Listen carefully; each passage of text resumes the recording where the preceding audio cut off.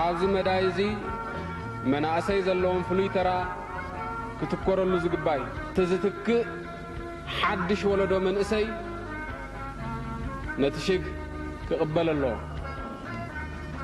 ነቲ ናይ ቃልሲ ዝናር ክዕጠቕ ኣሎ ሎሚ ንሜዳ ውፃእ ተዓጠቕ ተሰለፍ ዝበሃለ ይኸውን ሎሚ ጎቦታት ፍሓር ጽርግያ ጽረግ ገዛውቲ ህነት